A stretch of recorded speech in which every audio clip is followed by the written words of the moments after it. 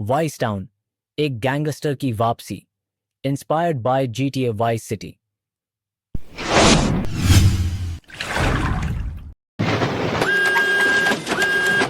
1986 का साल था।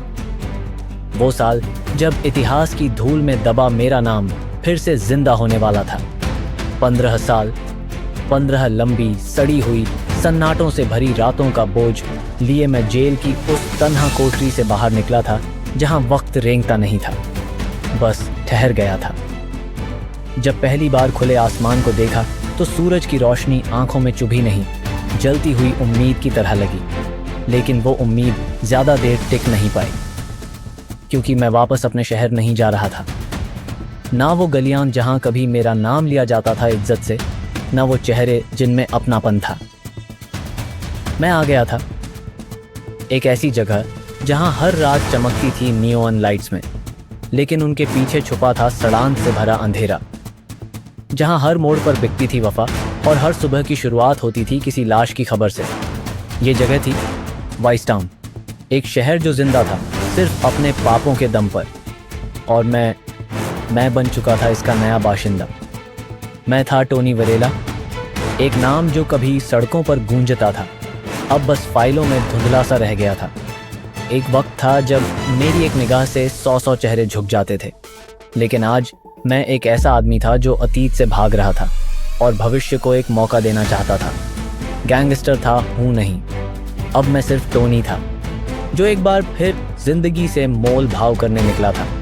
पर चीज़ें इतनी सीधी कब होती हैं? मेरा पुराना बॉस डॉन रिकार्डो, वही जिसके लिए मैं कभी खून से सड़कें रंग चुका था, उसने मुझे एक छोटा सा काम सौंपा था।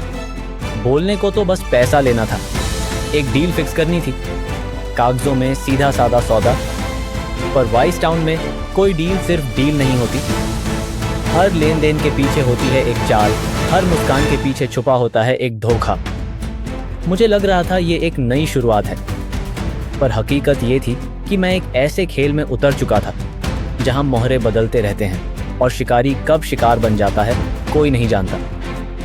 जिस दिन डील हुई उसी दिन बंदूकें बोली। धूप ठीक वैसे ही थी जैसे किसी आम दोपहर में होती है, लेकिन हवा में अजीब सा सन्नाटा था, जैसे कुछ बुरा होने वाला हो।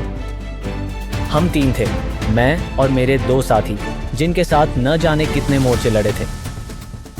लोकेशन सेट थी, पैसा सामने था और डील करने वाले हाथ बढ़ा चुके थे। पर वाइस टाउन में जब सब कुछ सही लगने लगे, समझ जाओ कि असली खेल वहीं से शुरू होता है। अचानक गोलियां चलीं, धूल, चीखें, लहू, सब कुछ एक पल में बदल गया। मेरे दोनों साथी, वो जो मुझे भाई कहते थे, जमीन पर गिर चुके थे। एक की आंखें अब भी खुली थीं, जैसे पूछ रही हूं ये क्या हुआ, पर जवाब किसी के पास नहीं था। पैसा छिन चुका था और मैं एक परछाई बन चुका था, जिंदा लेकिन निशाने पर। किसी ने मुझे वहां से खींच लिया, शायद कोई अपना, शायद कोई डॉन का आदमी, और एक अंधेरे कमरे में छुपा दिया गया। दीवारें पुरानी थीं, पर उन पर मेरी सांसों की आवाज़ गूंज रही थी। मैं समझ गया, ये डील नहीं थी, ये जाल था। मैं वाइस टाउन में अकेला था, न पास पैसा था, न पीठ ठोकने वाला कोई अपना। हर चेहरा अनजान था और हर गली में एक नई शक्ल वाले धोखे ने पनाह ले रखी थी। पर जो मेरे पास था वो कोई छीन नहीं सकता था। मेरे अंदर आग थी, वो आग जो 15 साल की जेल नहीं बुझा पाई। वो आग जो गोलियों से बचकर भागती नहीं, बल्कि उनकी गूंज में अपने इरादों को तेज करती है। मैंने नीचे से शुरुआत की, एक टैक्सी ड्राइवर के लिए काम किया, हर रात उस कार के शीशे से झांकता, इस शहर के अंधेरे को पढ़ता रहा। कौन झूठा है, कौन जिंदा है और कौन खुद से ही मर चुका है, सब समझने लगा था। एक नाइट क्लब के लिए डिलीवरी की शराब की बोतलों में कभी पैसा जाता तो कभी कोई सीक्रेट, लेकिन हर बार मैं कुछ सीखता, हर कोने से, हर चेहरे से। धीरे धीरे मेरी परछाई इस शहर की दीवारों पर उगने लगी।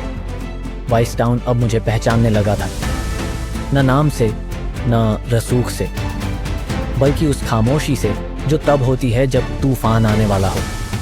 मैं फिर से बन रहा था, ईंट दर ईंट, दर्द से, सब्र से और आग से।